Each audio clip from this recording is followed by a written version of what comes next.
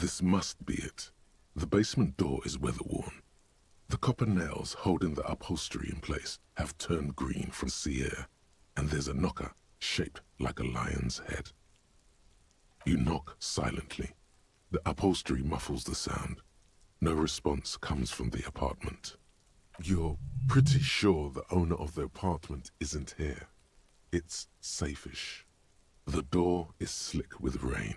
You don't hear any movement inside. In fact, it's oddly silent in the yard around you. No birds chirp. You try to be as silent as you can. It takes a bit of rattling of the handle to loosen the bolt. Finally, the door unlocks with a small clack. Thoughts race through your head. The sound of the key turning still echoes in the yard.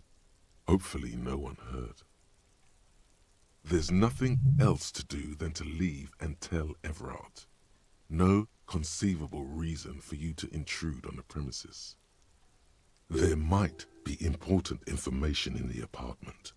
I mean, there might. Master Investigator, you just can't keep yourself away from locked and hidden places, can you? Attaboy, the world's secrets were made for you. They wait patiently for you to uncover them.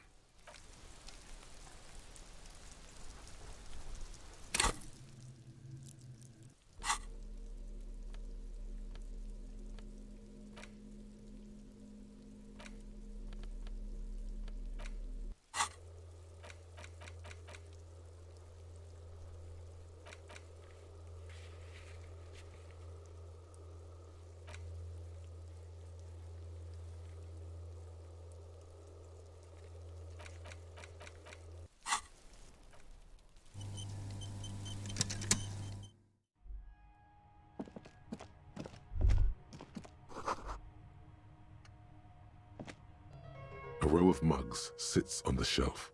Each one depicts a human figure. A dark-skinned woman grinning amidst mysterious symbols. A broad-shouldered man shoveling potatoes, and others. A little ring. Though cheerful, the images on the ceramic make you vaguely uncomfortable.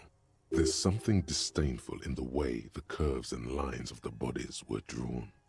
It looks like the artist is celebrating diversity, but underneath, he's just making fun of these people.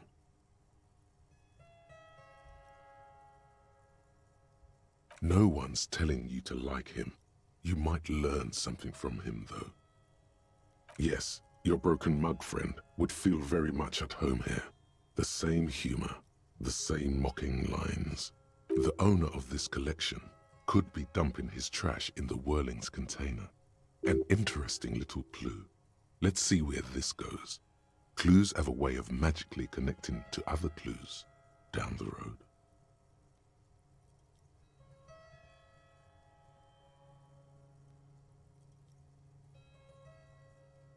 Who knows? Could be. But this clothes in a trash lead doesn't really seem like it's going anywhere. Still, good thing to keep in mind. You could ask Everard who this person is once you're done here.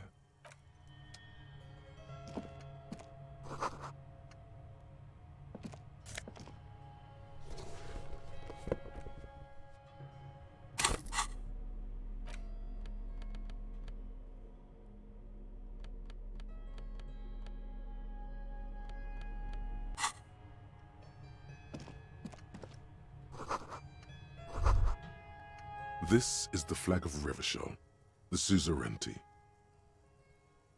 This isn't just one sun, but there are little suns dancing around the big sun. This is the sevenfold sun miracle.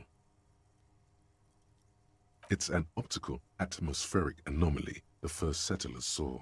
Happens in cold weather. 6 small suns around the big one. This complex halo phenomena is how old Revachol got its flag.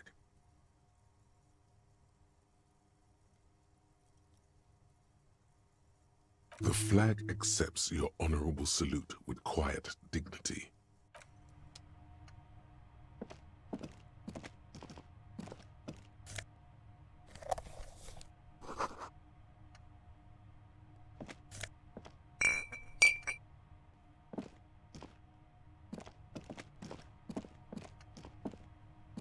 row of mugs sits on the shelf. Each one... A row of mugs. Who knows? You could ask Evra a little. There's something. It looks like the artist is celebrating diversity, but underneath, he's just making fun of these people. You ain't gonna change someone's mind by calling them a bastard.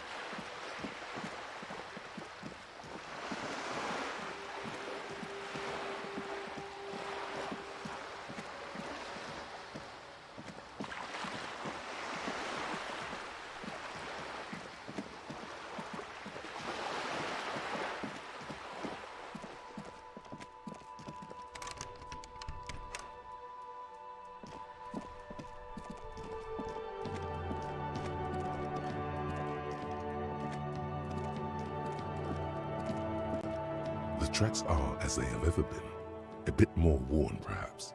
Fortunately, the street sweeper still hasn't noticed their presence. Maybe, probably.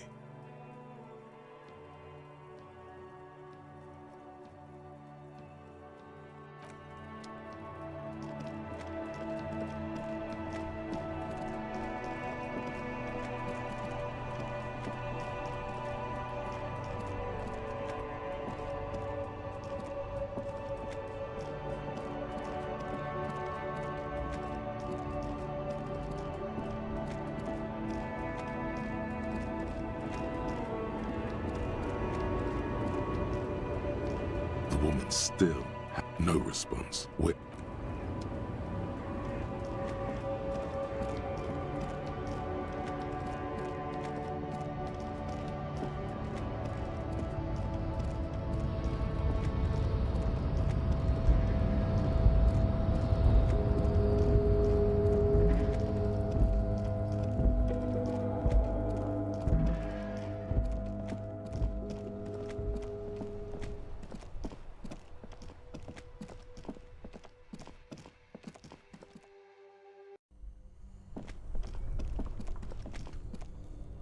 This orange machine is dead. You slip your finger. No, this is going to need something else. If you want to try again, then you need to have the... Equip the pry bar by going...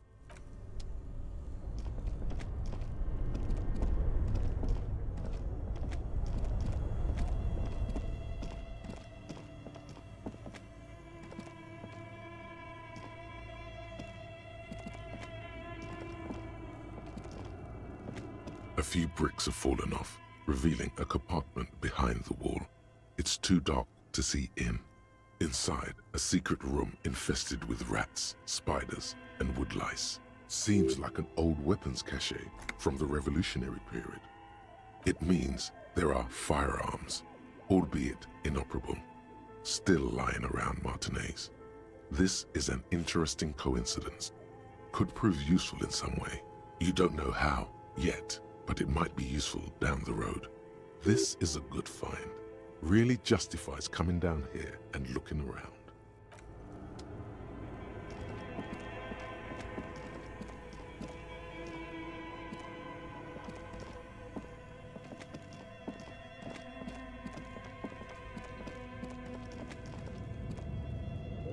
A thick layer of coal dust covers the...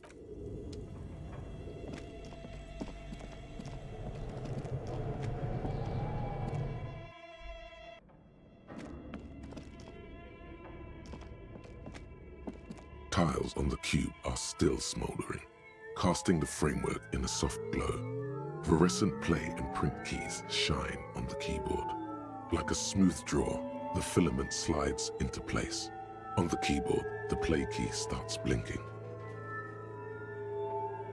The speaker comes to life.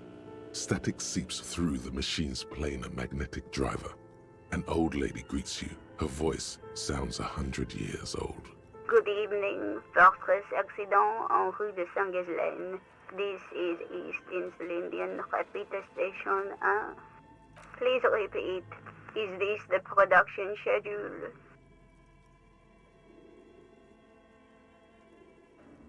Good. Please repeat the password. Received. I will write. Don't worry.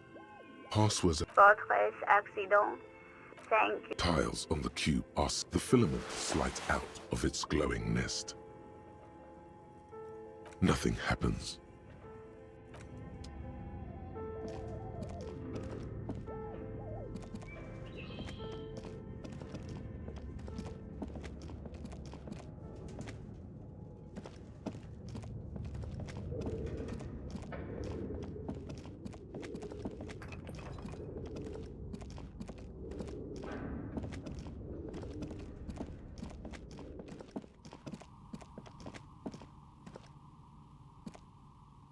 Oh, it's you again. Are you looking for a dye?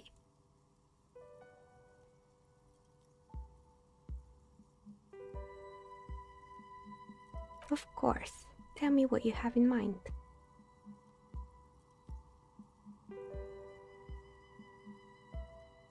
How about an amber dye? Who told you amber was cheap? It's beautiful, really, and has been treasured since the ancient times. For 7 real, I'll craft you a 13-sided die from a piece of amber with a fossilized insect.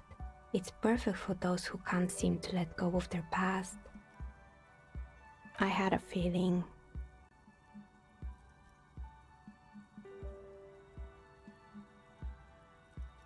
Maybe you have some other ideas for dyes? No need to rush. Take a look around, see if anything inspires you.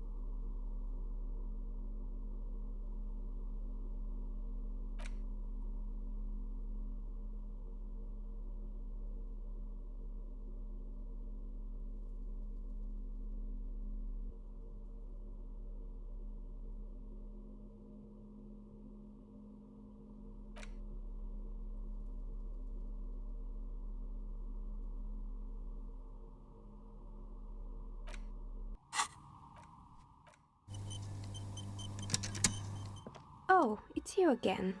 Are you looking for a dye?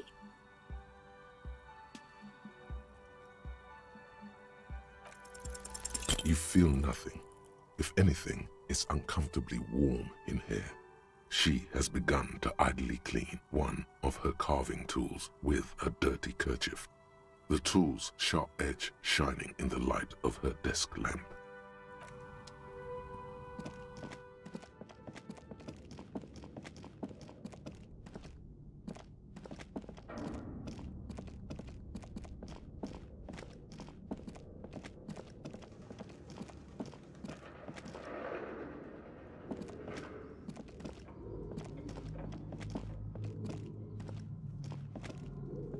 The barbell waits patiently on the floor.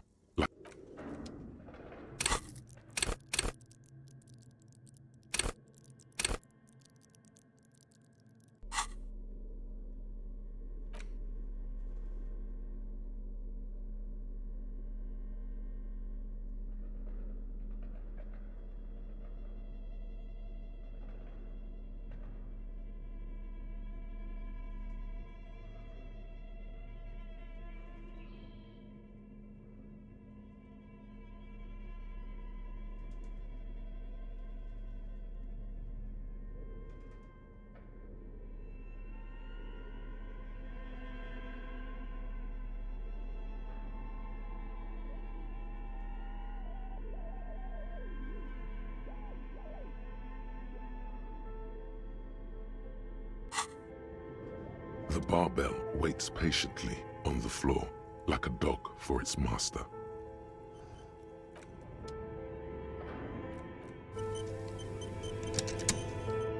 The barbell waits patiently on the floor, like a dog for its master.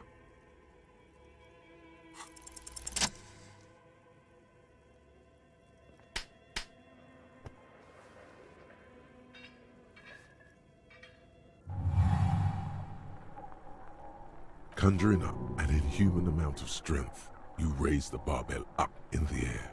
Your biceps tremble, but you're a savage. This is a children's game.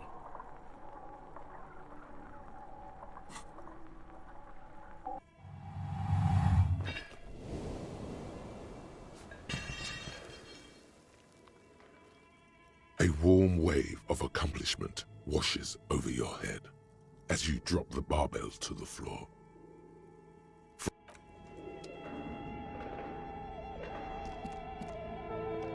The barbell waits patiently.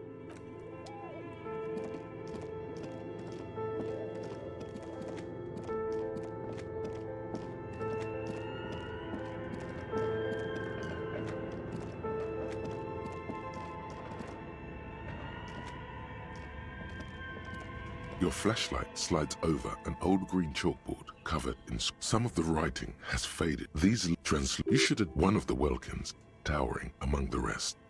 It's the hull, your eyes glide, the photo entire you see, albeit a pinned postcard reads, the heat death scenario.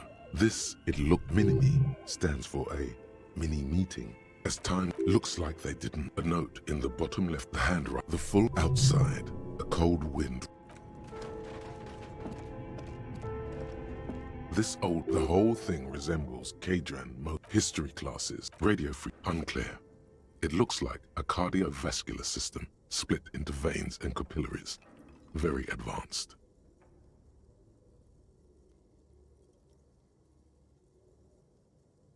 You think so?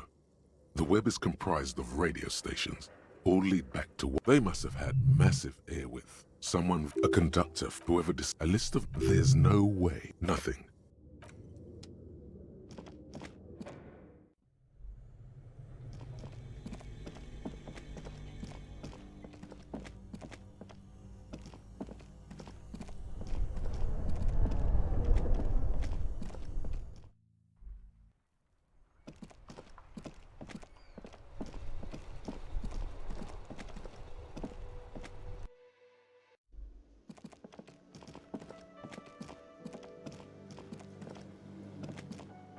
This industrial gas-powered stove has been used to prepare food for many hungry hostel guests. There are several pots and pans on hand. Getting the corpse residue out of these boots is going to require patience, and also a huge pot full of boiling water, soap, and white vinegar. A commercial pot draws your attention. It's very large, gigantic even. It could be used to make enough stew to feed an entire city, and also to boil a putrid pair of death boots. There is a variety of soaps and bleaches in the cabinet to the left of the stove. There is also a bottle of white vinegar in the cabinet next to the fridge. It's bad with those boots. Don't be stingy now.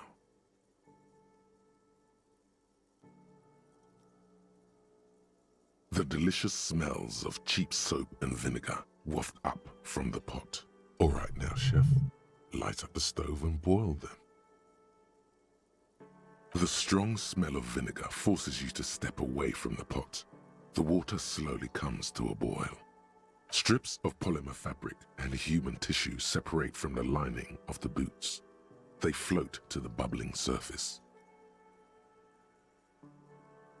A two-course dinner of rotten flesh and hardened ceramic. The boots look cleaner and cleaner. Those bits of human flesh are beginning to look cooked. You can smell it too. Just like beef stew. That's it, chef. The boots are as clean as they're going to get. Steam, dense with the smell of strange meat, disappears into the vent above the stove. A pair of real beauties. The boots are shiny, hot, and reek of vinegar. Just perfect.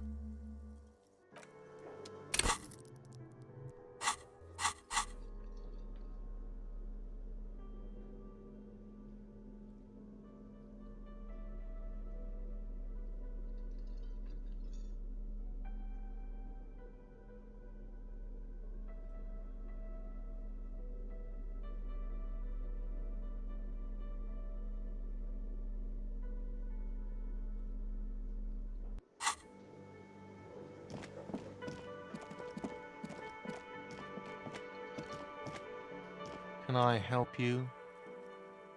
Another thing. Great. I love... Yes? You're already set for the night.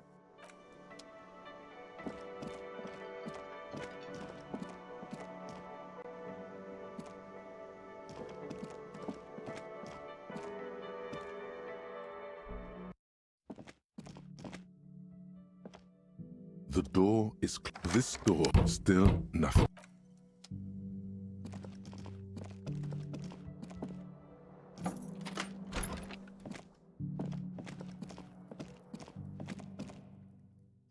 A mirror hangs on the bathroom wall.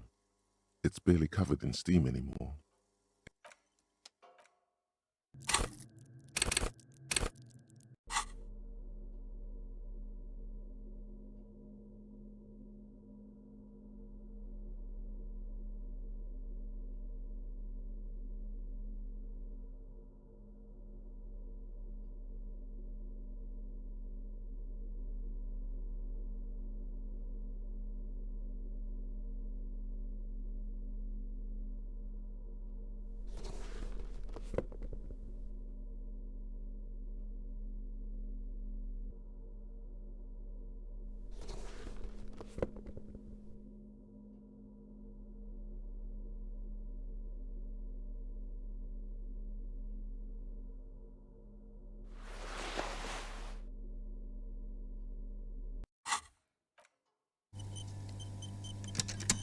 A mirror hangs on the bathroom wall.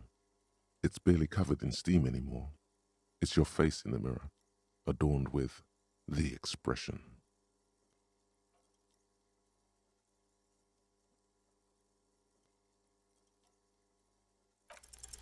It's like something snaps in you, a nerve ending, a thought, a sadness. Your face in the mirror is suddenly clean of the layer that had distorted it for God knows how long. Just like that, it's over. The running gag that your life had become. A sad old man looks back at you.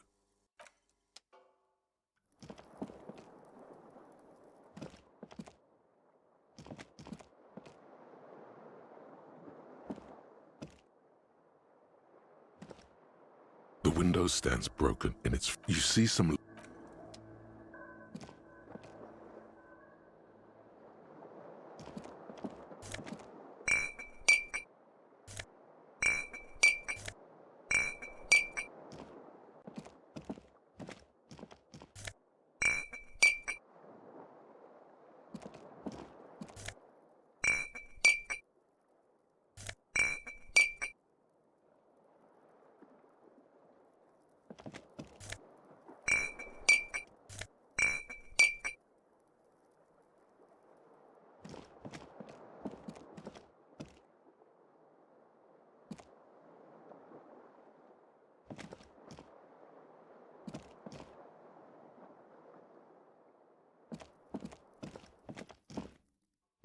A mirror hangs.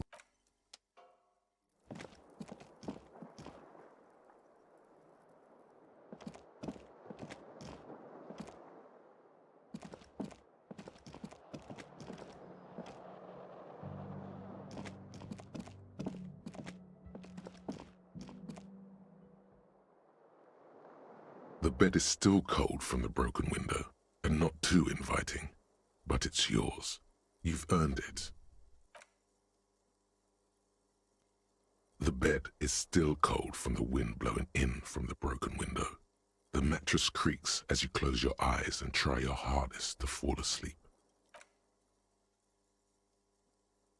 Here we are again, my broken bud. The waves are coming, carrying you away. But you can't go.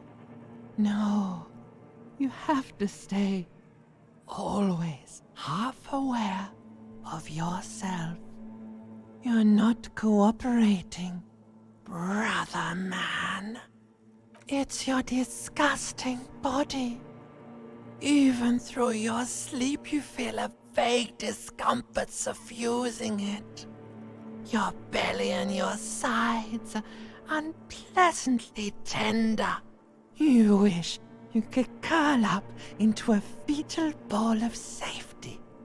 But you cannot, because of the pain. And there's a lot of it, ever present in your organs. It's like every one of them has their own nasty song to sing. That pain in your right side is your enlarged liver, by the way. As for your kidneys, you've really been compounding the damage lately.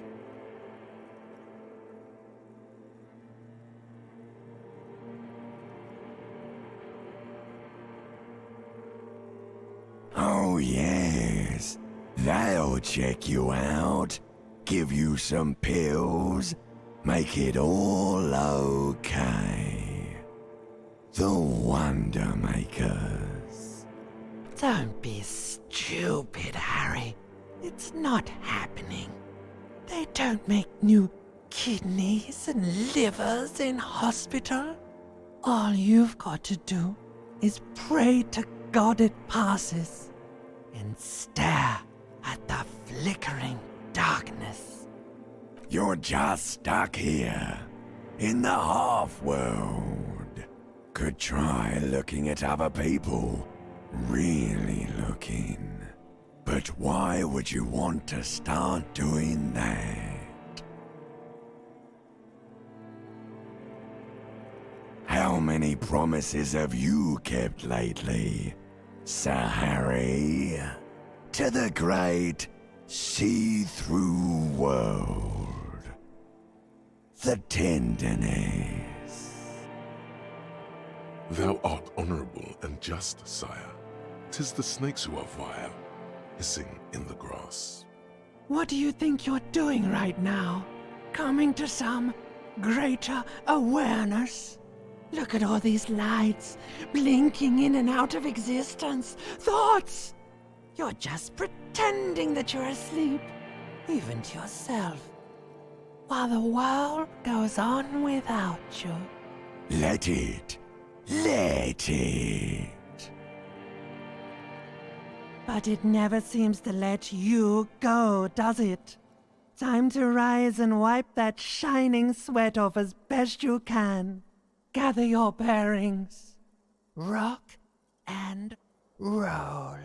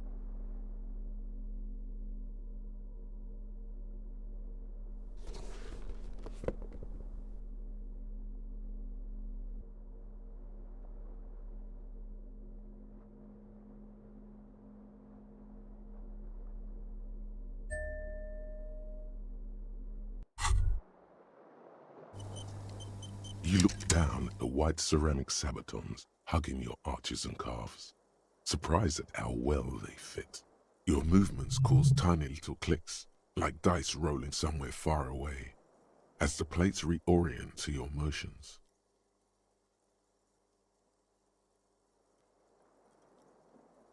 The hardened vitreous enamel, at once sleek and light, adds a glow to your cheeks and a spring to your step.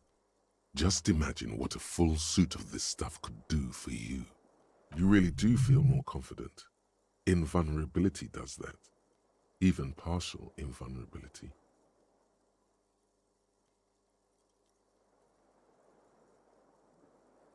Remember, this is a highly specialized kinetic redistributor meant to stop bullets. Wear it. Observe its properties. See if there's a weakness in the design.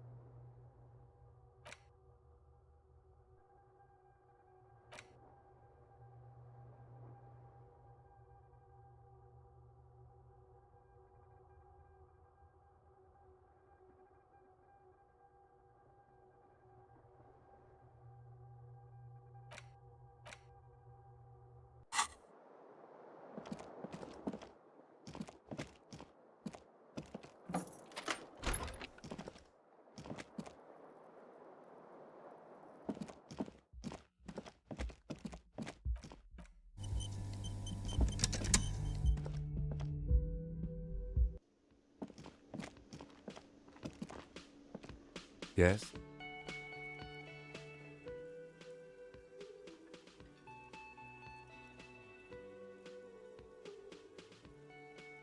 Wonderful. What is your takeaway? I can't stop a grown man from learning about the fundamental geographic and anthropogenic features of our world, can I? Perhaps I was overprotective, is what's insinuated. It all seems unreal, detective. In actuality, the pale is no more unreal than, say, water or death, or that we are stuck behind our eyes, between our own ears, talking. Excuse me, large topics are not my forte. You seem stable enough. Keep it that way. Yes?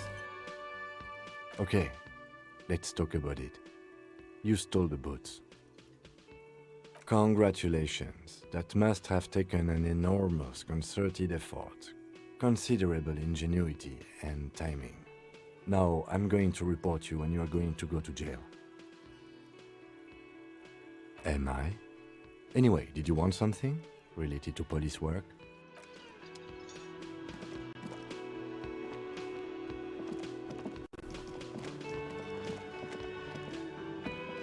The man ponders his cooking utensils and gives you a little nod, acknowledging your presence. The mention of mañana gets his attention. He smiles and delivers a whole slew of unfamiliar words and lively gestures.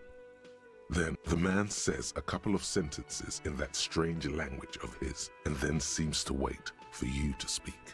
I'm pretty sure he asked you a question. He doesn't know your language.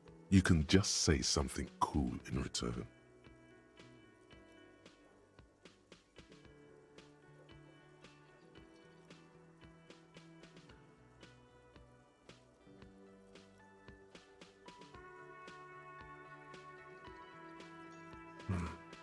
Borscht need more vodka? Okay, so it's vodka that keeps the men happy and in good spirits. Clever move by the Union. Of course, vodka. Now that makes a very, very special borscht indeed. Turn it up and then ask for some yourself. Turning it up seems like a dangerous idea, honestly. The place is a powder keg.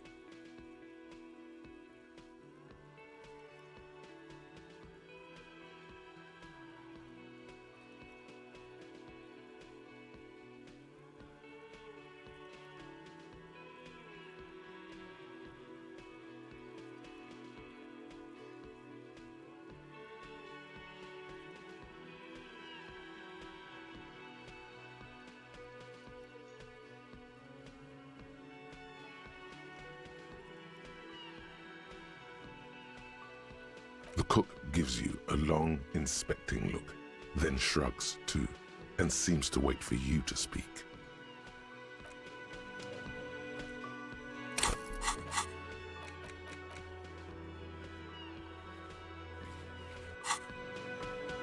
The man ponders his cooking utensils. The man are pretty sure he doesn't know your language. You can just... Okay, so it... Of course, turning it up seems like a dangerous idea, honestly. The place is a powder keg. The cook gives you a long, disappointed look, then turns the stove off and seems to wait for you to speak.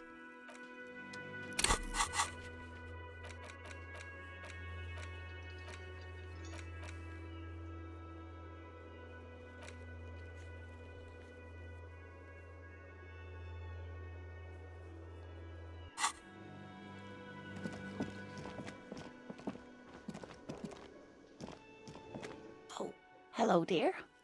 I didn't notice you at first.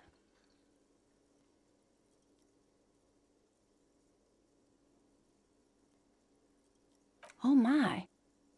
What happened to the water lock? Well, whatever the cause, I'm thankful. To both of you. You've spared me another sleepless night. You're welcome, ma'am. I hate to ask, but if your investigation takes you to the other side of the coast, please do keep an eye out for my husband. The quest for knowledge is never over. And if you see him, let him know Lena is waiting for him here at the Whirling. He gets so tangled up in his work that he may not know the water lock's been repaired. And it's cold out there. Oh, you're such a dear. Thank you, sweetie.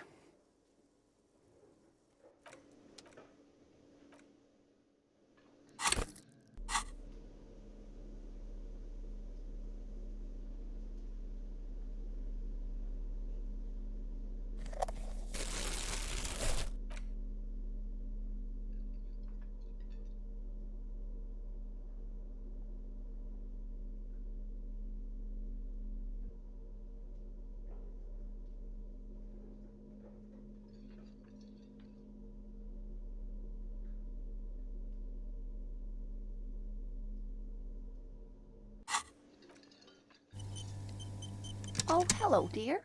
There you are again.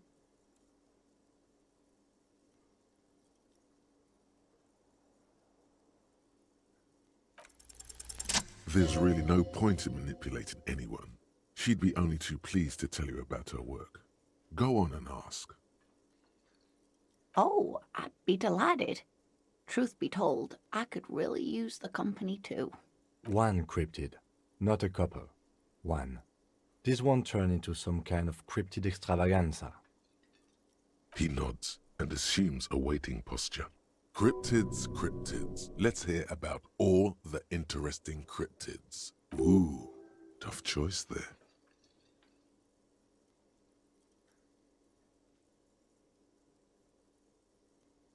That would be the giant of Kokonur. The giant lives in the most arid parts of the vast Kokonur Desert in South Samara, casting a strange light across the barren wastes. A mirage or a psychogenous luminance. No one knows for sure. It is like an awful mountain appearing from below the horizon and expanding to cover almost a third of your field of vision. The towering luminosity of Kokonur is a bad omen in local folklore. Some say it's a fata morgana, others, fate unimaginable. Hooey. No animal can be that large. It's a mirage. That's what makes it so peculiar. A species surviving at the very limits of scientific law. The giant of Kokonur must be the largest animal the planet can support. There are limits, you see, to how large a metabolism an ecosystem can beget. Some say a gravity anomaly below the Kokonur Desert might allow the creature to grow to these gargantuan sizes. Gravity anomaly? Digging it. Digging this parascientific stuff right here. Hey, you promised you'd only ask about one cryptid.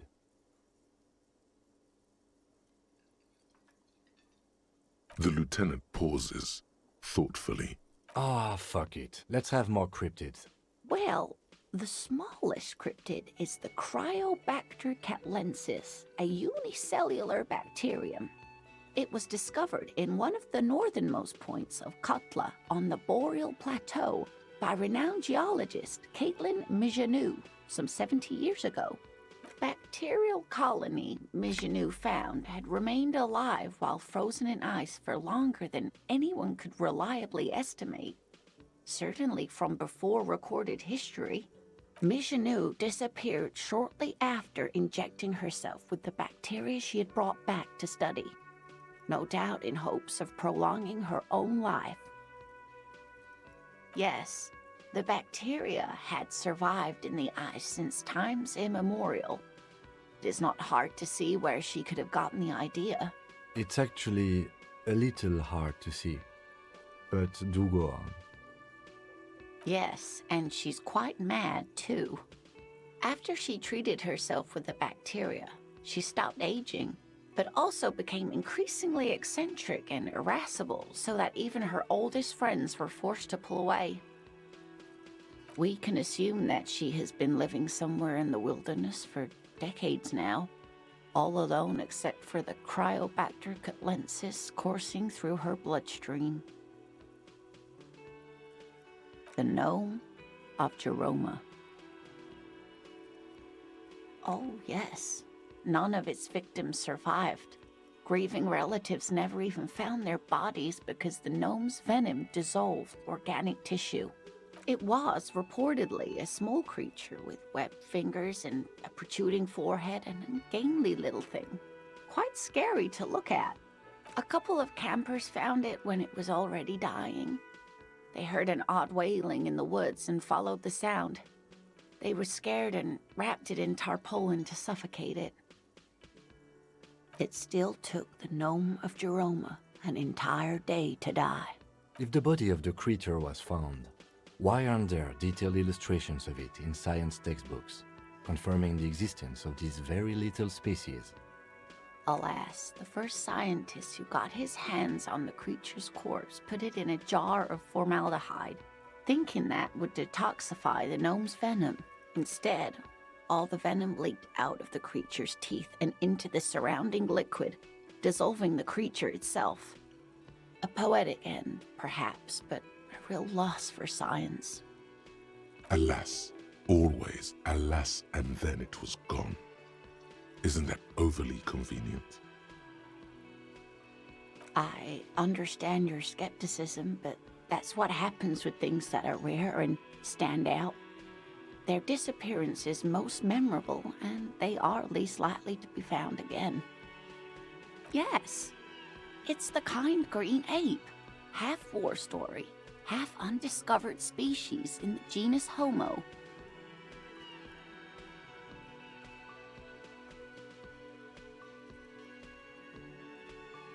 Yes, it was reported by soldiers in South Safra during the war. The kind green ape would visit bunkers during the night, healing wounded soldiers with its saliva. Yes, it has amazing healing qualities. Some soldiers reported growing back limbs, regaining their sight. Indeed, there is. It's our closest relative among the cryptids. Same taxonomic family, different genus.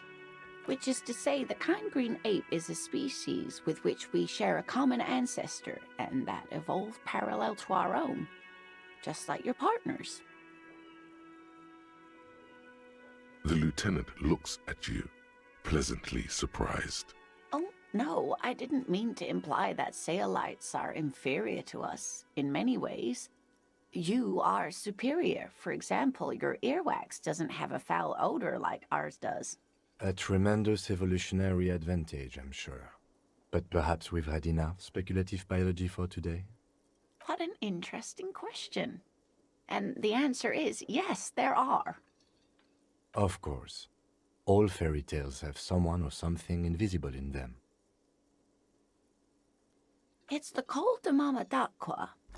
Its name means thin whisper of sound, and that's precisely what it is. Self-replicating sound waves, invisible and intangible. The Col de Mama is very afraid of us, which makes it incredibly difficult to track. Kola Mama Dakwa can also be translated as a whisper light and low. Yes, that's another translation. They're both quite lovely, aren't they? Although the low part is a little ironic. The Col de Mamadaqua makes, or rather is, such a high-pitched sound that other animals, including humans, can't hear it. It could be everywhere all of the time, and we wouldn't know. Fine, I'll bite. How can an animal be a sound? Many scientists have asked the same question. Some have claimed that it isn't itself a sound, but a tiny corpuscle that emits sound waves. But there's no evidence to support this theory. It could be. As I said, it could be everywhere. And we wouldn't know any better. It could be ringing all the days of our lives and nights. Plenty. It's the evidence that led to its discovery. In the 1920s, a group of Areopagite ornithologists, that is, scientists who study birds, were trying out a new recording technology for capturing sounds outside the range of human hearing. When playing back recordings they had made in the foothills of the Ea mountain range, they noticed certain anomalies, patterns that seemed random at first, but on closer examination were consistent with the waveforms of songbirds.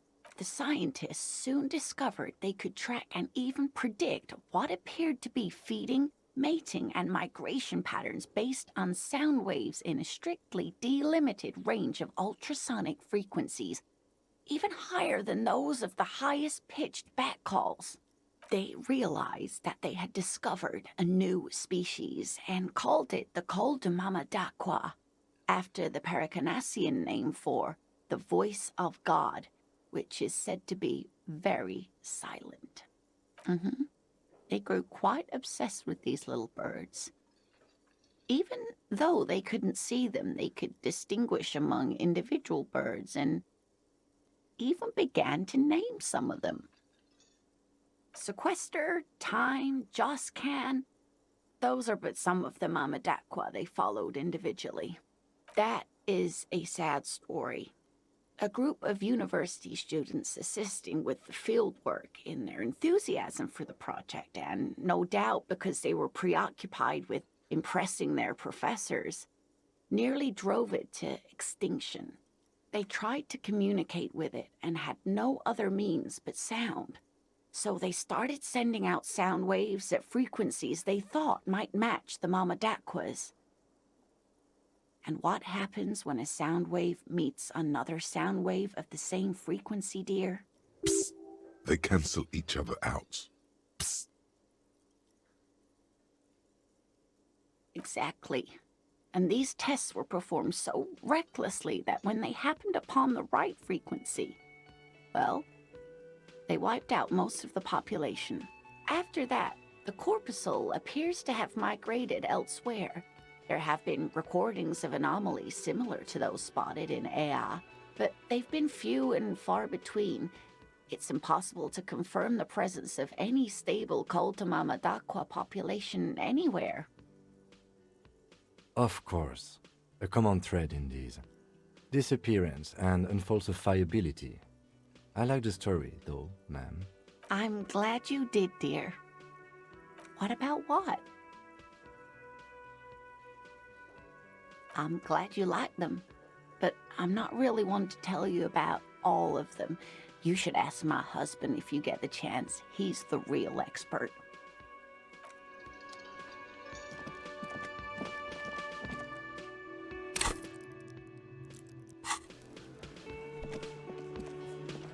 I've got nothing to say to you. Why are you wasting your... Hi, gendarme. Another rendezvous.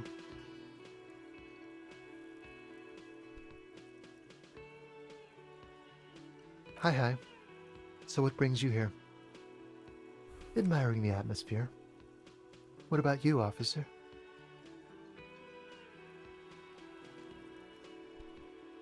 Convenient. But what are you doing here? Talking to me? Oh yes, let's see. He knocked on my door a few days after the lynching. I think he was going through the entire building, asking questions. Nothing. That I didn't see anything. What friend? No, I don't think it came up. Muscular, handsome, strong, like one of those military types. Yes, but he was speaking to someone on his earpiece. Yes, you know those tiny speaker microphones that fancy security guards sometimes wear. Just reporting back whatever I was telling him. Oh, let me think. He had an accent. He sounded like one of those mercenaries. He sounded vaguely Oranese. No, not vaguely, scratch that. He sounded definitely Oranese. Sure. Anything else on your mind? You did? And how did you like him?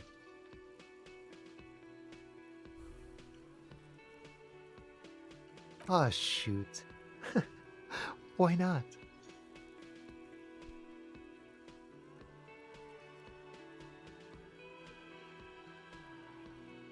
A visitor from the first world.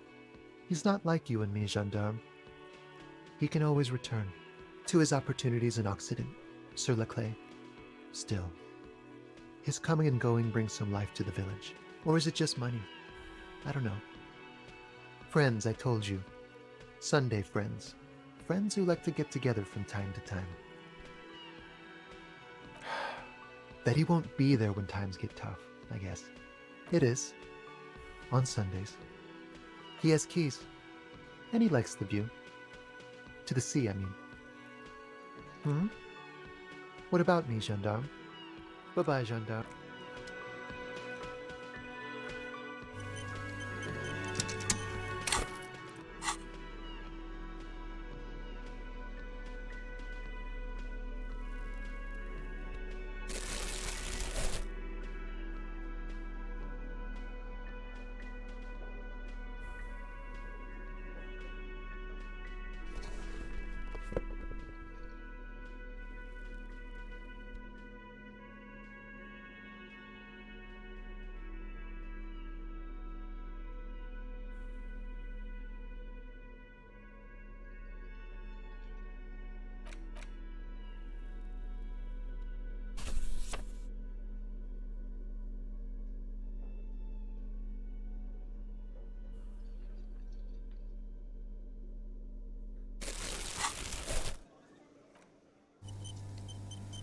Hi again, gendarme.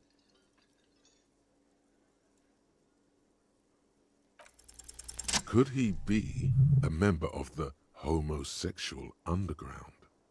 This sexual thing seems interesting. Ask around. Become involved. Just pointing it out. We're not talking about some kind of cult with members here. You made it up.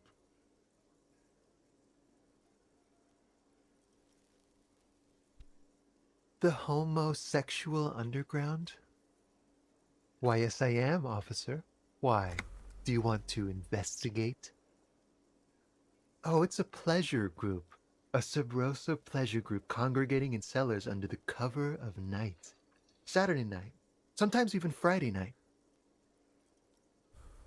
Or Thursday night. Sometimes the congregating doesn't even end. It carries on into our daily life. Oh, we're ambitious. We want to destroy the last vestiges of meaning, the last things people in Rebishol have to hold on to, the true symbols of security. The meaning of man and woman, mother and father, their marriage. Everything will be constantly shifting and moving under our rule. The future will belong to a circus of identities just spinning around, surreal and unreal. You won't even know who you are anymore. Yes, we listen to a lot of disco. Some say we engineered disco to spread our vision of a vertiginous, ever-changing society, where all there is a razzle-dazzle of gold. We are going to change the family unit with all this razzmatazz and finger dancing. And with mysteries. Of course, the mysteries are also of sexual nature, very esoteric. You can't just get into it. You have to be born into it. One is either already in the homosexual movement or forever excluded from it. Beautiful. Beautiful. That's exactly what we're looking for.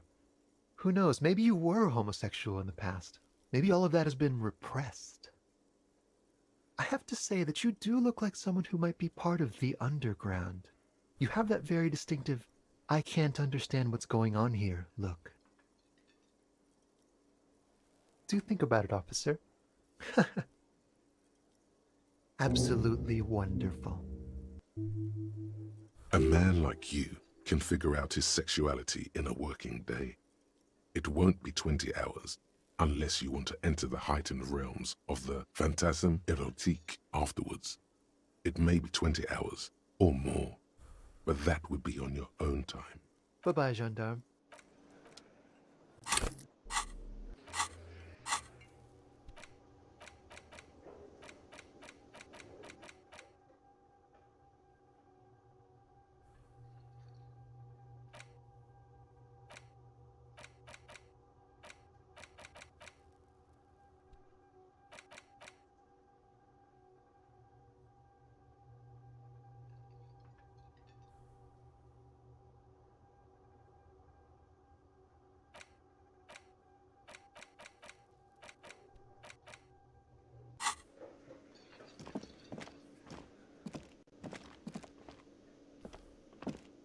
You look like shit. And I don't mean that as a metaphor.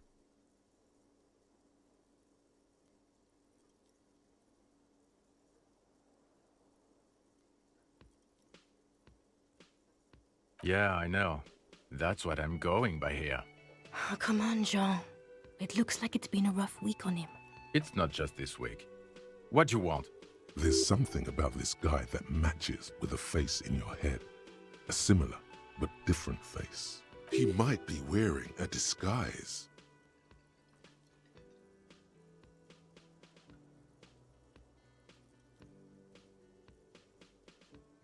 Watch out for yourself. That voice, so very familiar.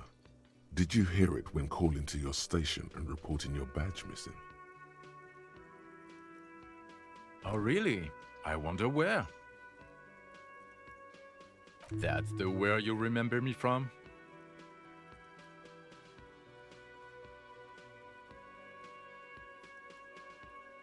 Okay then. It's probably a coincidence. People sound alike. Goodbye.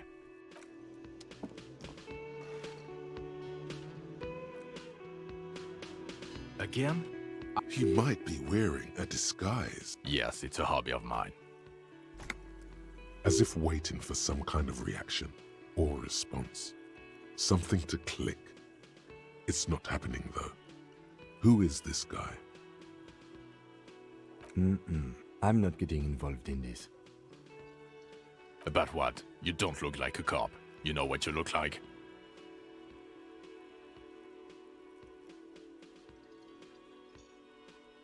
Exactly.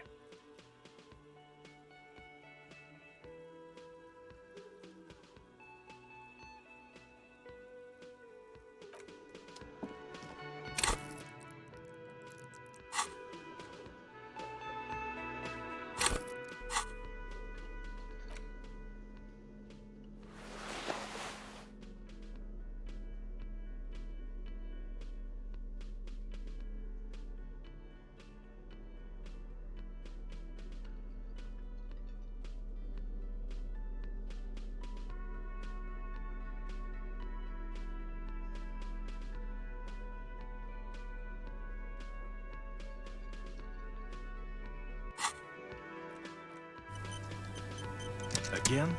I can't believe this shit.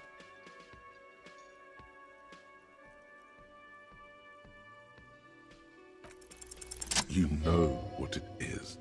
It's like the two of you know each other. Just ask him. Oh, I definitely know you from somewhere. Another life. Yes, from another life. A different life. Maybe the life of a police officer belonging to the ranks of the... To what station do you think you would belong in this alternate and totally fictional reality? I think even in this fictional reality, the 57th would still be my station. My condolences.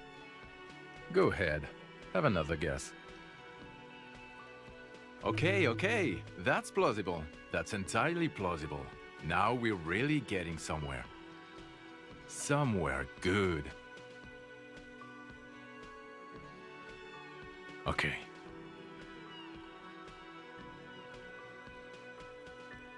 Let's be crazy. Let's say you and I are partners. How's that for a thought experiment?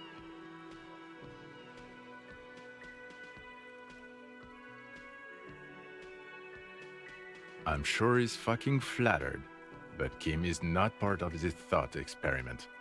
In this one, we're partners. The lieutenant is silent. Would you now, or would I be cramping your style? Never mind. Partner.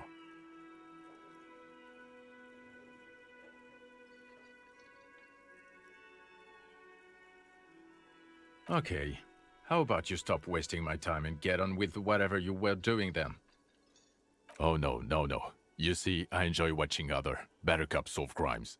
And let me tell you, it's been quite a privilege seeing you work. This isn't helping. You're not going to believe this, but... police officers. Yes, sir. Solving crimes, locking up bad guys, and get this, and not getting that drink on at 2 o'clock. Just some regular boring motherfuckers in suits and uniforms. Nothing spectacularly extravagant like you, the far-out son of Lang. Oh, it's you eccentric genius. I mean, with your unorthodox approach to police work, it has to be you. Not even a little bit. It's an urban myth about an officer who is so far undercover he can't remember who he is. As I said, just an urban myth. You are not the son of Lang. Okay, yes, you get the joke.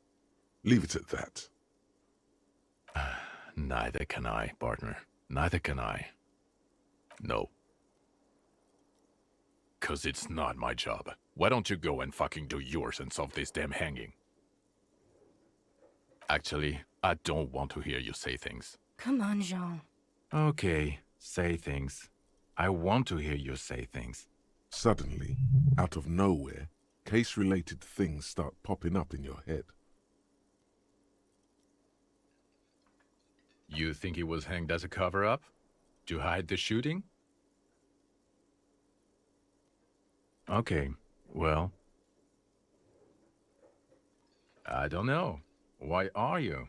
It's like you felt it would be intellectually stimulating and would lead somewhere. A custom even? Strange. Oh my god, there's more. You want something more?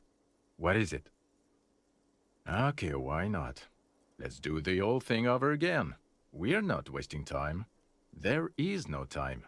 So, do you know who hanged him? Yeah, I can see that. I don't know. Oh my god, there's more. Okay, the man with the sunglasses and his hypothetical Station 41. Weird, right? There's something missing here. Something you can't put our finger on. You know what? Just ask him. I know it sounds crazy, and you'll probably get laughed at. But still. Yes, just cross it off the list. It's probably not true, though.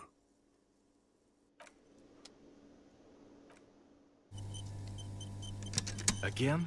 I can't believe this shit. I'm going to say no, just to see what you'll say to that. What'd you say? Okay? Jean, he said okay. Give it a rest. Okay, I was clearly wrong. He is a firefighter, male nurse, animal control agent, something of that kind. Not a cop. Go on with your cop work. Don't let me stop you again. The woman in an RCM patrol officer's uniform winces as she notices you. I would really prefer not to talk to you right now. Yes, I am. I know. Here's the real deal. It's hard to tell whether he's sarcastic or sincere. But if you had to guess, you would say the lieutenant is being sarcastic. I'm definitely not the cavalry. I don't know. I mean, why would I want to talk to you?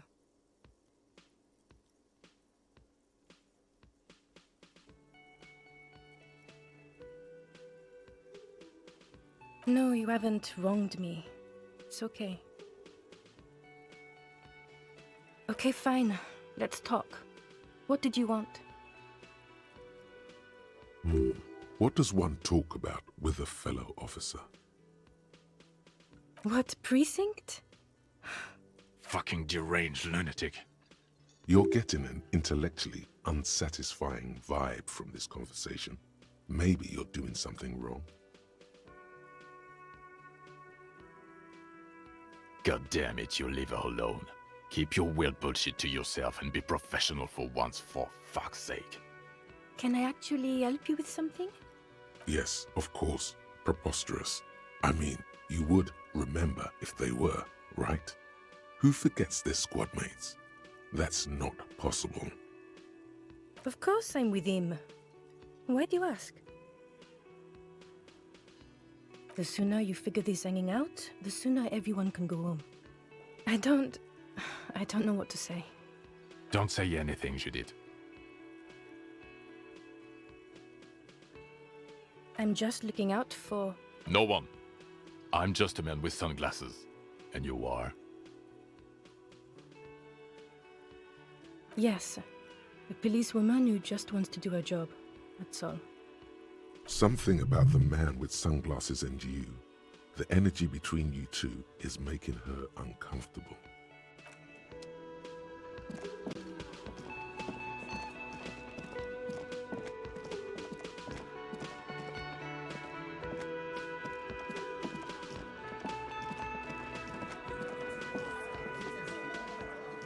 Looks like the circus left town, but the clowns are still here.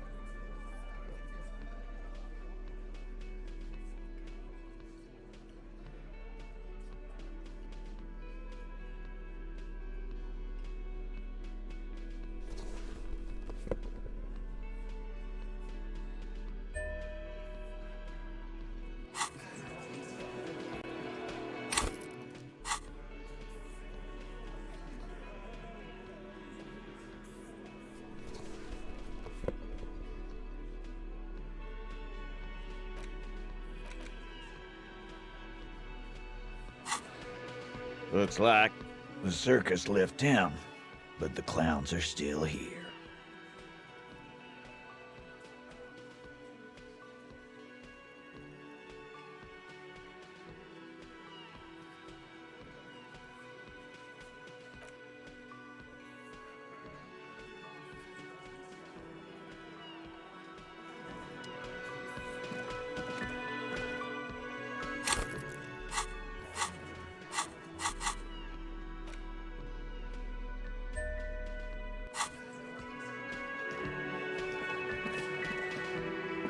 Looks like the circus left him, but the clowns are still here.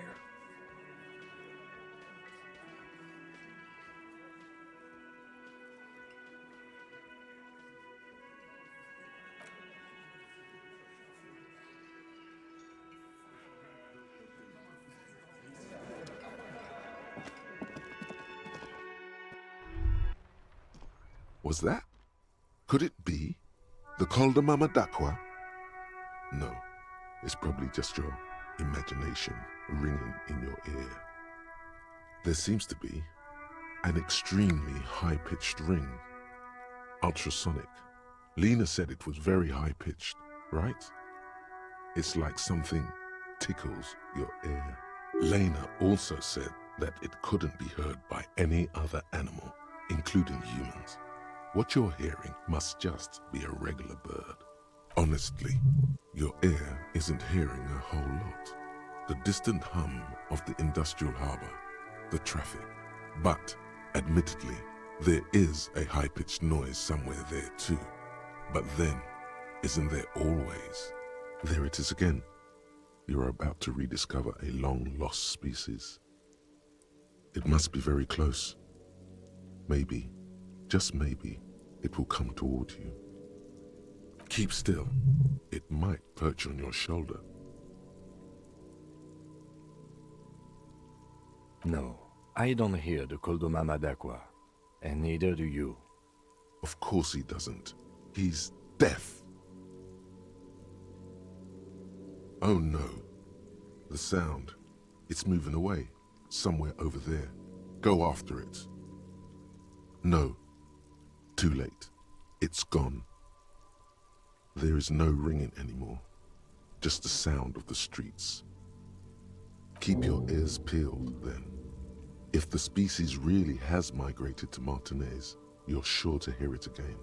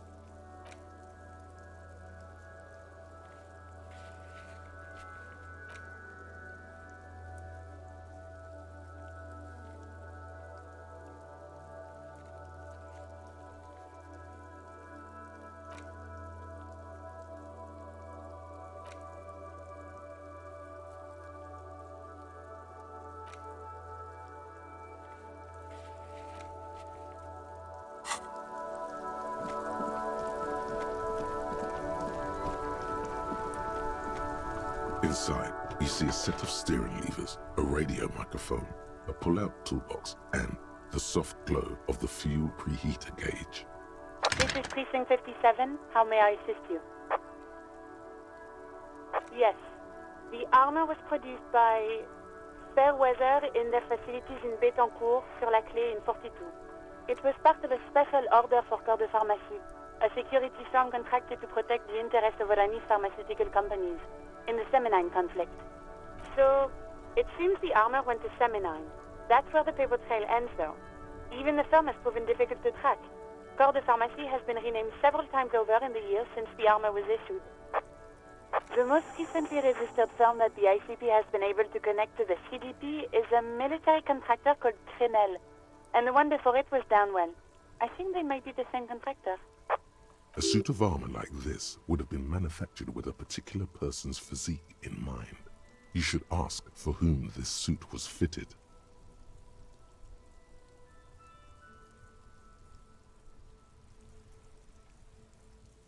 Yes, but the ICP tends to be reluctant to share private sector records.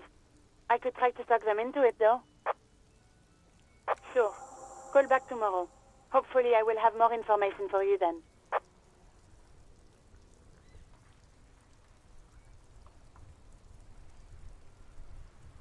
Just a moment, officer. 10-4, come in, officer. Over.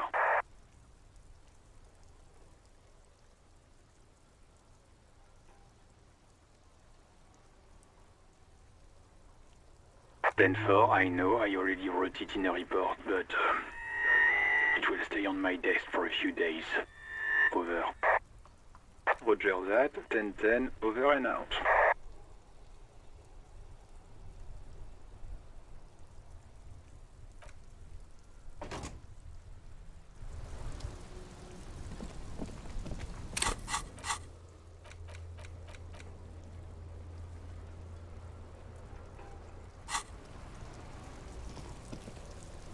Stuck in the rain in a traffic jam, man. What's on your mind? Nope, don't smoke. Some of the other drivers do, though. There's still a few around, waiting for the jam to disperse. Or waiting for the sweet release of death. Hey, isn't he like smoking right now? The smell is in the air. Okay. But this is my last one. And it's a bad habit. You should quit before both of us have lung cancer.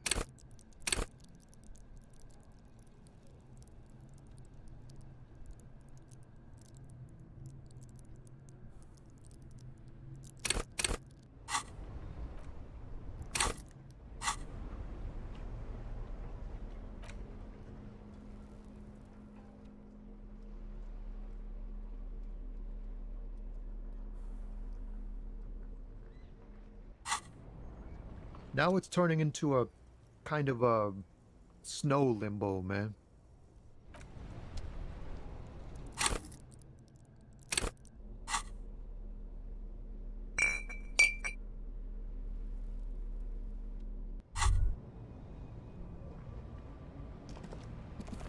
Whoa.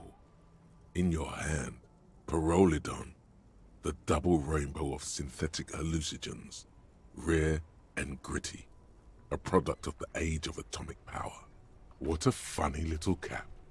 Don't let the scary medical warnings throw you off. It's an inadequate antidote to radiation poisoning, but a potent antidote to boredom. It's not gonna give you radiation poisoning, stupid. Pyrrolidon is a perfect match for a badass junkie cop who's looking for a little heat. The container is warm to the touch, or is that just the anticipation? You screw the lid open and look. A little slit on the side lets you just Slurp it up. Like an oyster. Come on, slurp it. What is he? Your mother? Is Kim your au pair? Slurp it. Slurp the morsel of danger joy. You suck a minuscule drop of extremely chemical-smelling liquid into your mouth. There, it seeps into your tongue. When you swallow, it's already almost all gone. It tastes like many things, all melting into one conflagration in the back of your throat. As you look around, the world slowly exists as it did before. Only now, gentle flames lick at its edges, as though it were a photo burning. No, of course not really. It's just a metaphor. The effect of that otherworldly drop of liquid is slower, more subtle than that of real flames, yet just as warm. This warmth, it makes you want to share your discovery with Kim.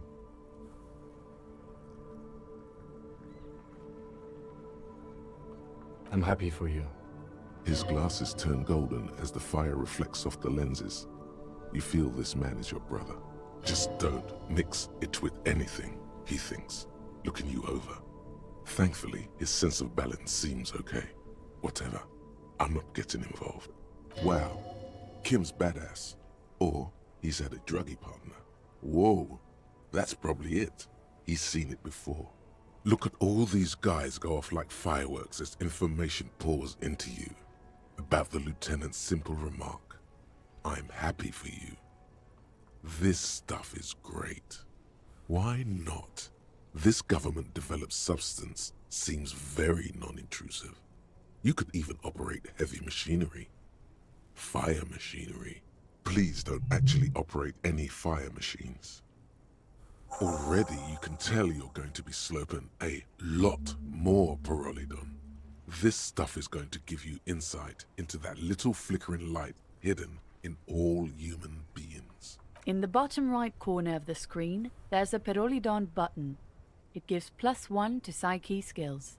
Empathy, suggestion, authority, inland empire, esprit de corps, and volition. This is good before rolling a white check, but damages your health. Now it's turning into a kind of a snow limbo, man.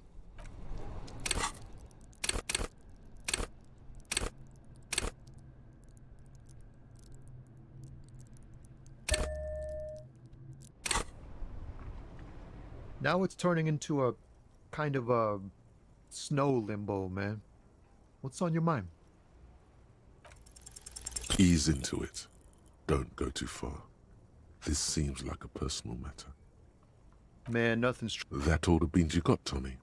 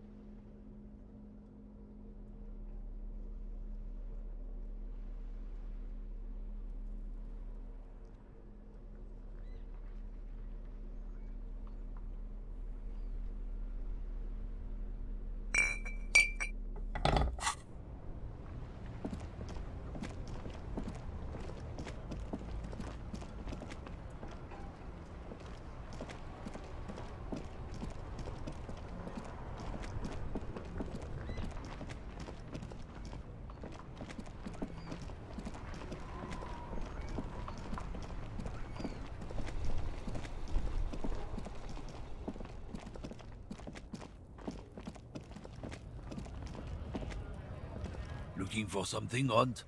Come to tell me to fuck off again? No.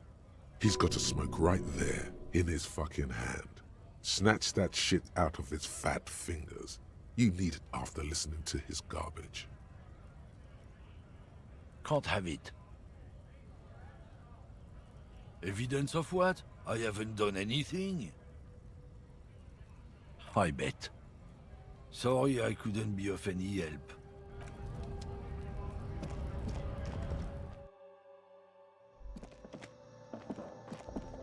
The tear machine stands. Your bottles.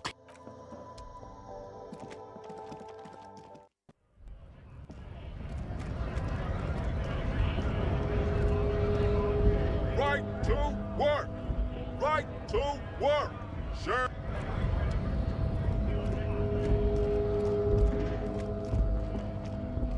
A lorry stuck. The window. Fumes of heavy fuel oil waft over you, making your eyes sting. The odor mixes with cigarette residue. Likely, yes. This guy's proud of who he is. Drapes it all over his machine. There he is, in front of Rita, smoking nervously, hoping it's over.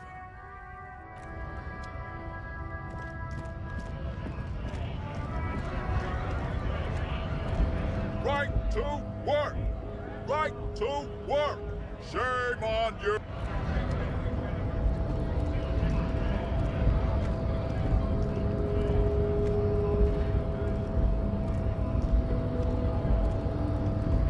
Hola, Wandering Man. How can I help you? Los Ardis? They're an independent militant group. A bit too high-strung, but it comes with the responsibility. They're sort of like you. Preserve the rule of law and all that. Except it's Everard's law. But really, they're just like you. Yeah, the janitor who gave me the key to his apartment said the guy's a bit of an asshole.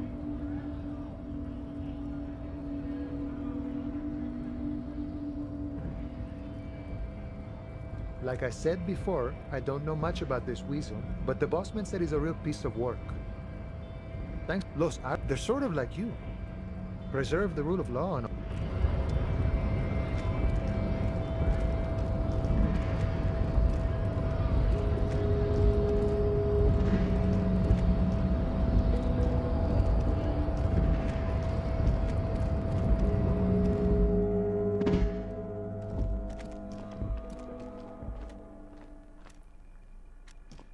The already familiar cold touch of plastic welcomes you as you pick up the handset.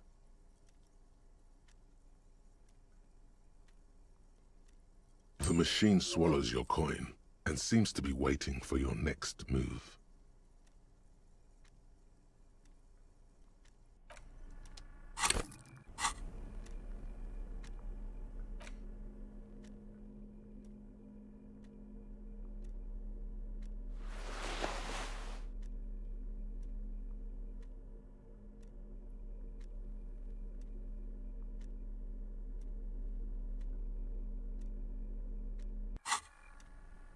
The already familiar cold touch of plastic welcomes you as you pick up the handset.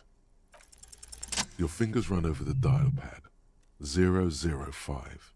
That's the dialing code for Revachol. 4952, and a moment of hesitation before entering the final numbers.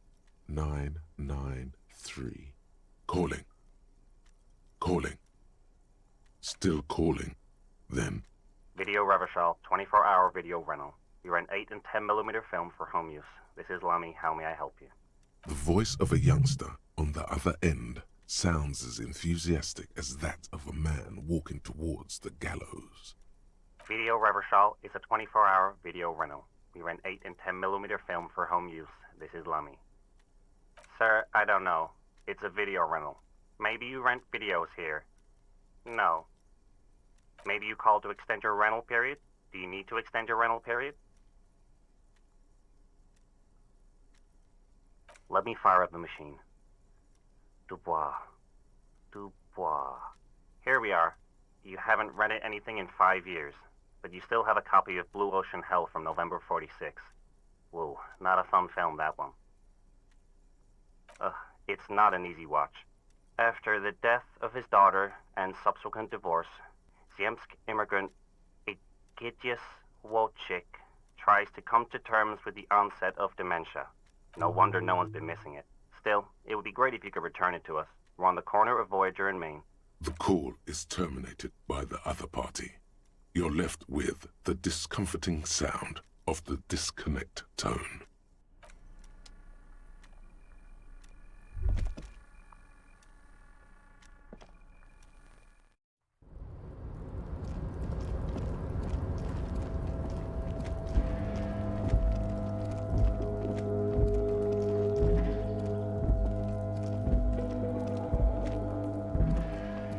This is the night watchman's booth. The name on the door reads,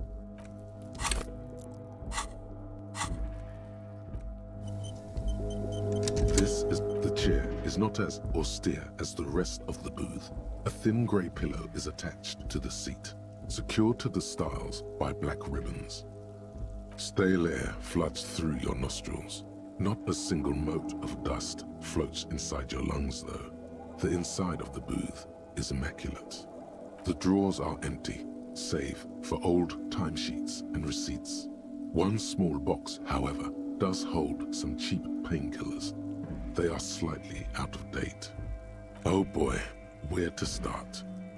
Elevated risk of dementia, mini strokes, prophet's disease, sudden death, hair death, erectile malfunction, critical flatulence, watery blood, black mucus, uncontrollable weeping, increased sensitivity to La Opera, inoperable joint disorder, total spinal collapse. Don't think about that. Quick, think about something else.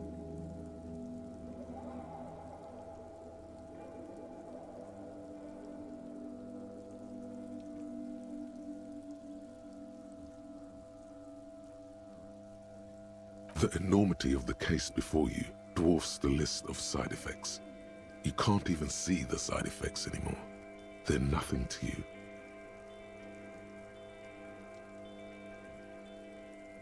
I'm not here to tell you what to do, detective. You take the painkillers. They are yours now. You stand and exit the booth. If you must. Nothing incriminating catches your eye. The cabinets are clean and there's sparse content. It's a black and white photo of a young couple out in a street fair. The man, René, is dressed in a Royal Carabinieri uniform. The girl is young and very pretty. She is smiling playfully at the camera. Why did you take that picture of René? Fine, but let's move. I don't want to be seen snooping around here.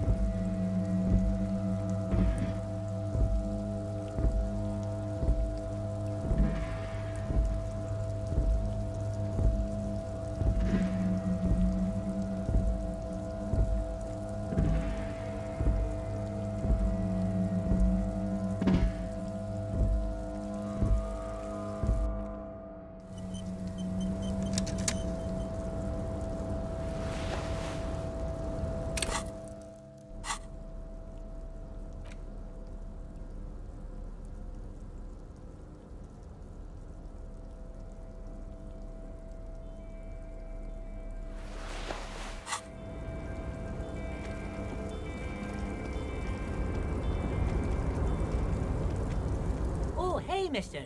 I knew you'd be back to talk with old Leo here. Yes, I did. It's like Lady Larice said when she opened a bathhouse in the basement of my apartment building. Sure, mister. Absolutely. I'm always willing to help out nice fellows such as yourself.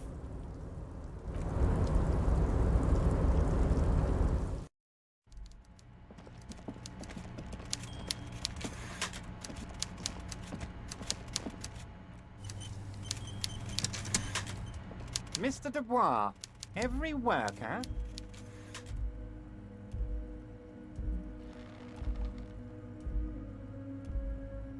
That's right, Mr. Dubois. I see the socialist democratic fervor now burns in your heart, too. How can I help you today?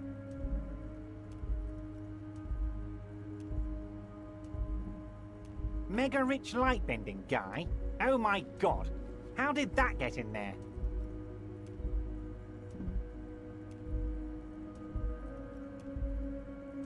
Damn it to hell, Harry! I specifically told my guys to check all the containers for mega-rich light-bending guys.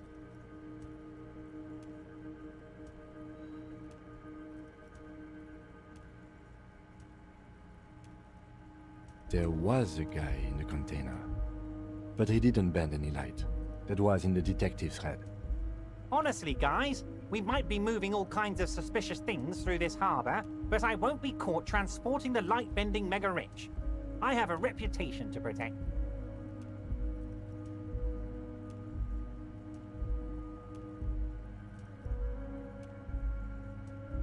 You're a fucking idiot, Harry. I love it.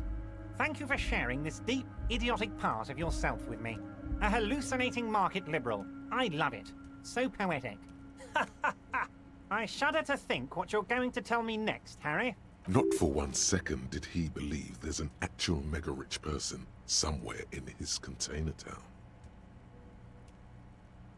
What? Did I? Well done then, Harry. I like not knowing about it, and I'm sure you made the right call. I spend the whole day delegating tasks, and it's a great relief to see people taking initiative.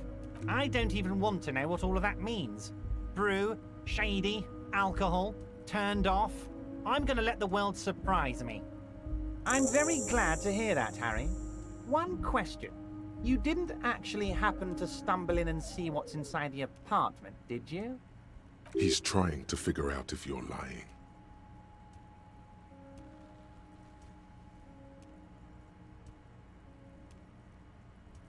Exactly the kind of fascist memorabilia I was expecting. Weasel probably prays to it every night for the downfall of the Union. He was testing you, and you succeeded.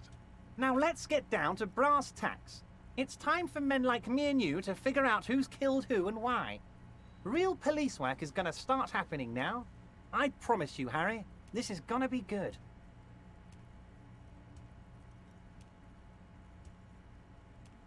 Racist mugs in the trash and in the apartment? You guys are just light years ahead of me. I have so much confidence in the ability of your organization. I'm relieved you're doing this and leaving me to do what I do best. Helping people. With the power of politics. Yes, yes. Do you think this weasel is somehow connected to the murder? Oh, no, no, no, no. I don't cross paths like that. All I want is for you to succeed in your investigation. I would never complicate things for you. Oddly, it seems to be true. Believe me, Harry, he's a nobody. Just your basement variety nobody. Can't imagine him being connected to a high-caliber case like this. But he does live nearby. Maybe it's a pedantic weasel. Fascists are known to be neat freaks. I feel like a real detective right now, Harry. Am I getting this right?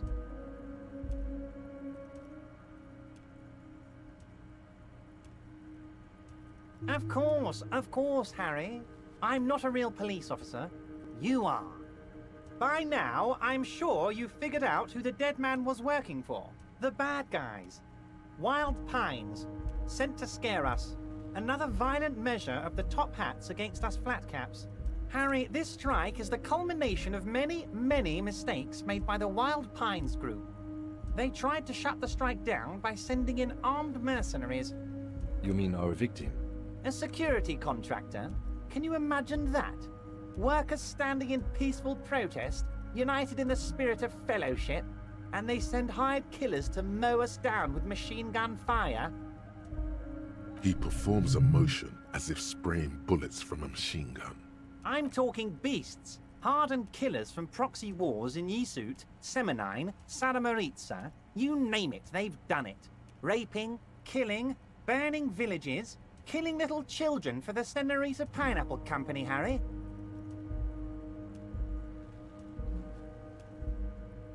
Everything they did there, they brought over here. They want to turn Revachol into a third world slum.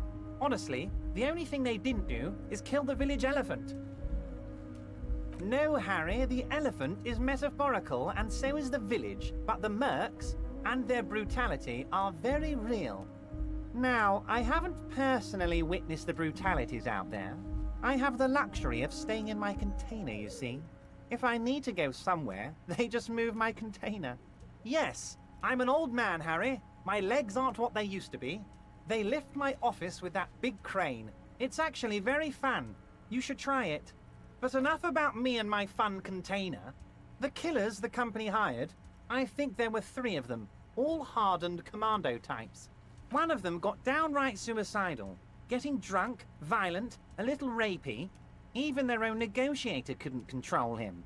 That's your boy, the one who likes hanging out and trees.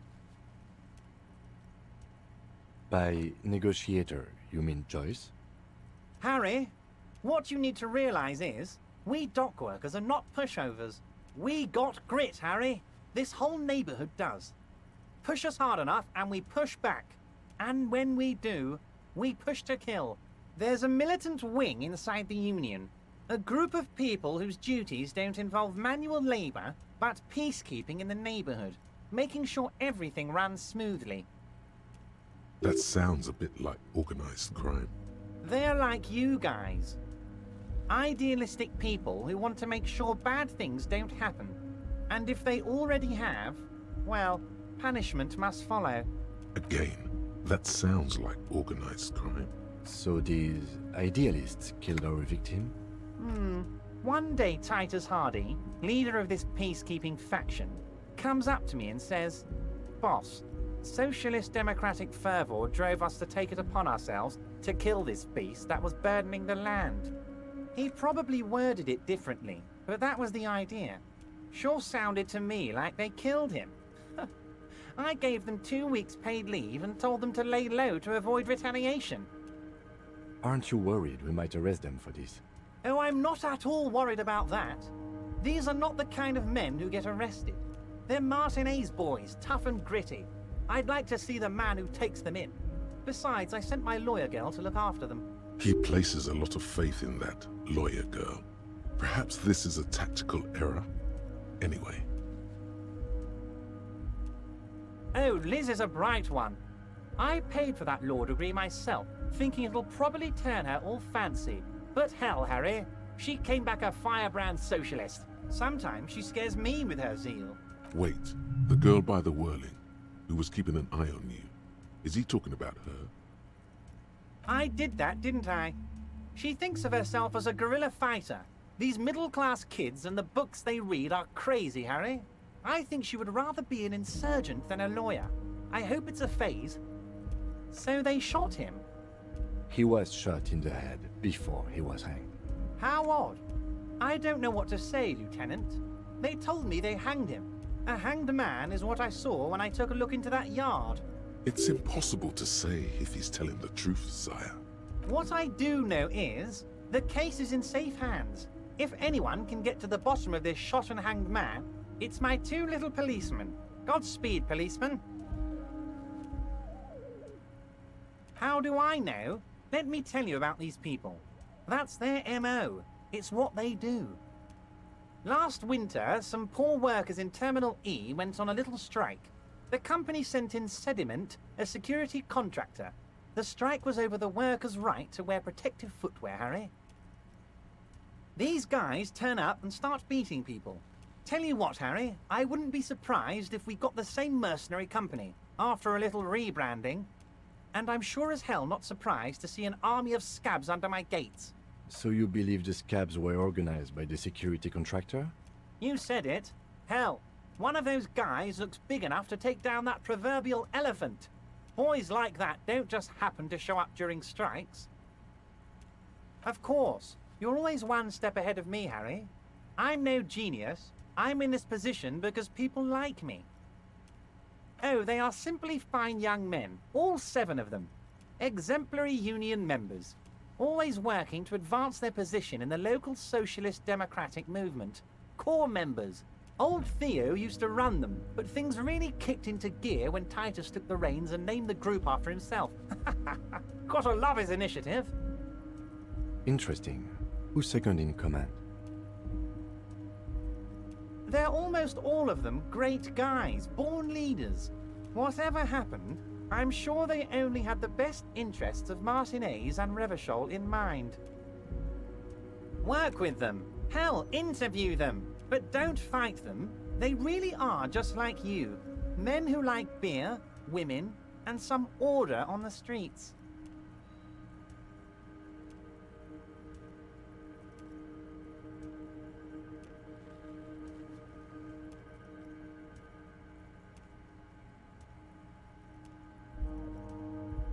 He's betting on them being useless to you. But of course, it's the least I can do for my good friend Harry. I'll do it right after we've concluded this talk. You can now go and tell Titus about this. See what he has to say. Also, Harry, here's 5 real. I'm not giving you anything. I'm just holding out 5 real. The lieutenant watches you pocket the banknote. He looks a little puzzled. Good boy. A real team player. Now, do you have any more questions? Was it a good talk? I'm not sure we made much headway here. I was hoping we'd bust the case wide open. Heck, I even wanted to tell you what I really want to achieve with the strike. I don't know what happened, Harry. I wanted you to feel like Mr. Martinez. And of course, I also wanted you to find your gun. But it's like I can't completely trust you. Yet. Yes, Harry. It's like I can't fully trust you if you're not a man of the left. I want to, but I just can't. A man of the left? So you have to be a social democrat? He's been hurt too much in the past by men who aren't social democrats.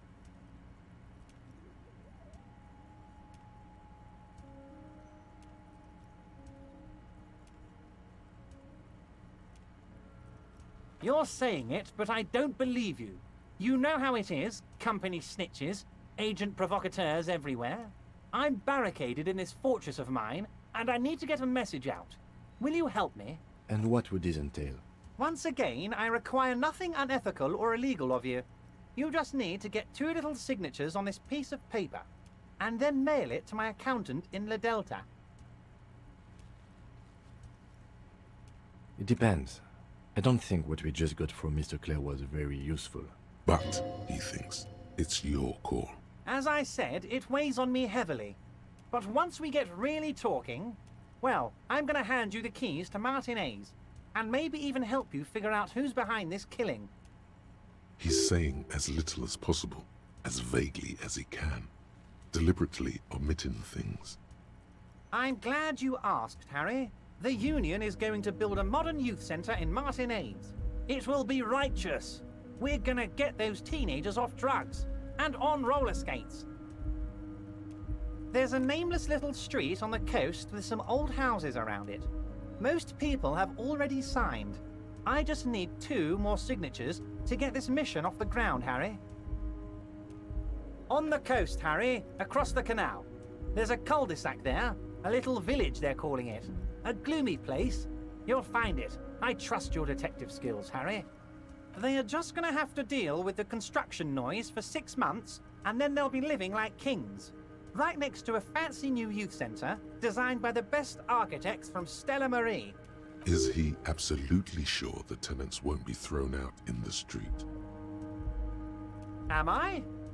Harry, these people, Martinez is the most important thing in my life. I would never let anything bad happen to them.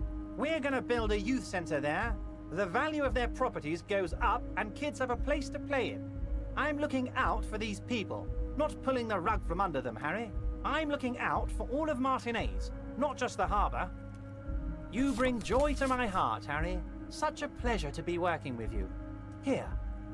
You need to get signatures from Isabel Sadie and Lillian Carter. The cul-de-sac is right past the pawn shop and across the canal. I heard there was some trouble with the water lock, but it should be fixed now. Once you have the signatures, mail this to 13022 La Rocca in La Delta. Then I'll know you're a solid socialist. Most certainly, Harry. By all means, Harry. What's on your mind? See you soon, Debardeur. Just kidding, but not too much.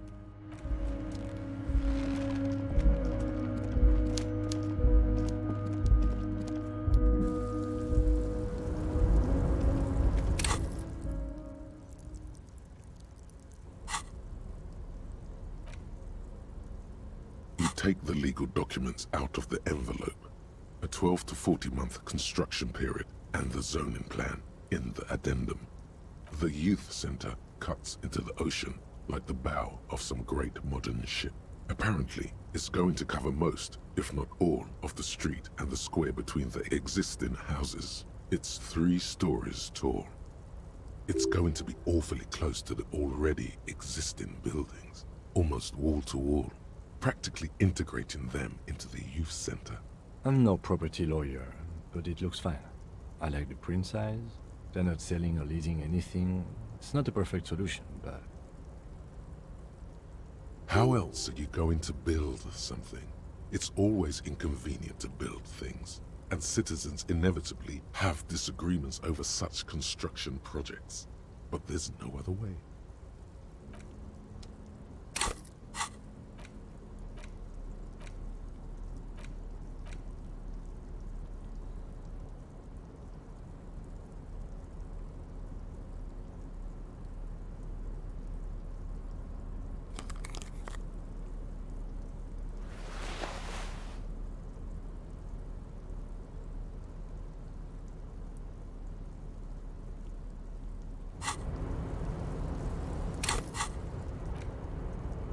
You take the legal documents out of the envelope, a 12 to 40 month construction period, and the zoning plan in the addendum. There is no loophole. The simple truth is, the current residents are going to lose their street access, and for the next 12 to 40 months, their lives will be dominated by constant construction noise right next door. Once the construction starts, it'll probably take a few months, a year maybe, for even the most stubborn occupants to get tired of living like this. After that, they'll sell their property for cheap and move out. I should have seen it. Everard probably has eyes on us, but we could try to get other people to sign this instead of those listed. Or you could forge their signatures yourself. By the time he finds out, we'll already be gone.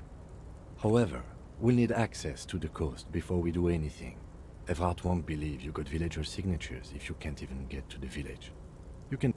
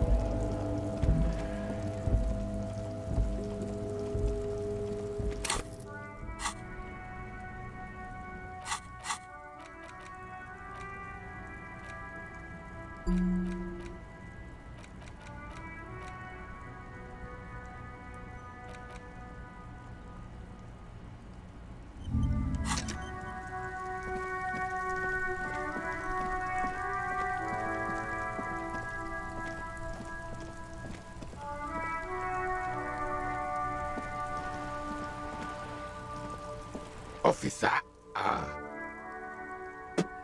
God damn it. Pull yourself together, René. What do you want?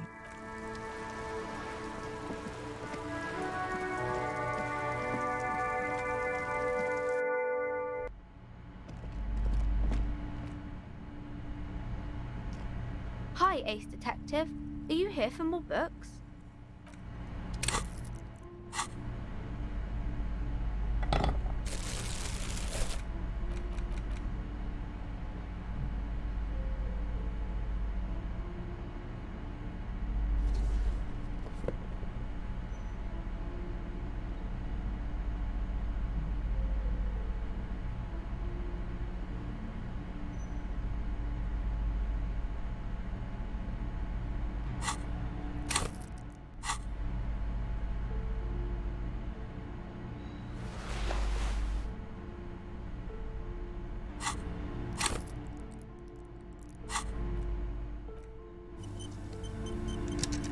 Ace Detective.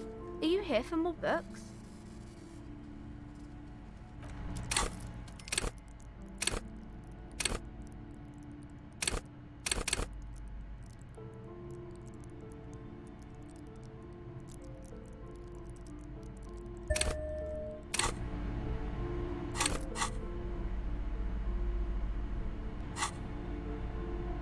Hi, Ace Detective. Are you here for more books?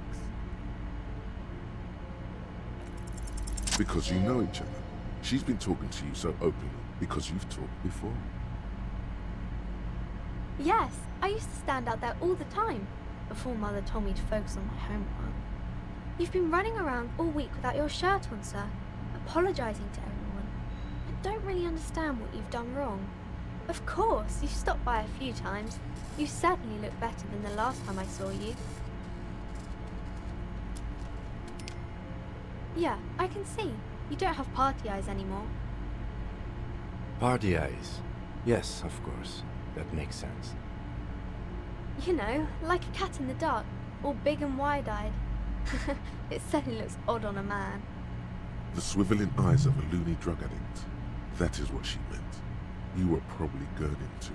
Good thing she didn't say party eyes loud. Her mother's nearby. Fuck yeah. You should get some party eyes right now. Snap those sequins on you, boy. Oh baby, that's not what you have to worry about. Worry about the important thing. I didn't know I had to do that.